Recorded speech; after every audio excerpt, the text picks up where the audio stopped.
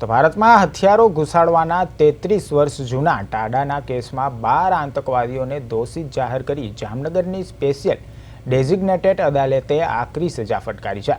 બાબરી ધ્વંસનો બદલો લેવા અને દેશભરમાં કોમી રણખાણો ભડકાવવાના હેતુથી દાઉદ ઇબ્રાહિમ અને તેના સાગરીતોએ સદા અલ બહાર નામની લોન્ચ મારફતે કરાચી નજીક દરિયામાં હથિયારોનો મસમોટો જથ્થો ભરવામાં આવ્યો હતો।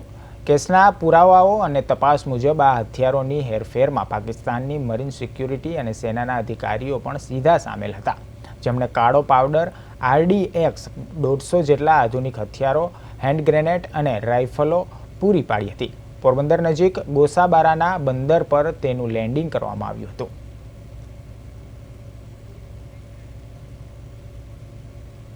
તેમાં 45 જેટલા આરોપીઓ પૈકી 12 આરોપીઓને સજા ફરમાવવામાં આવી છે। 11 જેટલા આરોપીઓનું અવસાન થઈ ગયું હતું અને બાકીના શંકાનો લાભ આપીને છોડી મૂકવામાં આવ્યા છે। સમગ્ર ચુકાદાની જો વાત કરીએ તો બાબરી ધ્વંસ પછી દાઉદ ઇબ્રાહિમને એના સાગરીતો દ્વારા દેશને તબાહ કરવાનું એક ષડયંત્ર જે હતું, પુરાવાઓ, સાગરીતો, સાહેદો વગેરેને તપાસી નામદાર કોર્ટે જે ચુકાદો આપ્યો છે એક લેન્ડમાર્ક ચુકાદો છે અને આજે ભારત દેશની અંદર જે પેલા થતી પ્રવૃત્તિઓને એક સબક રૂપ આપતો ચુકાદો છે।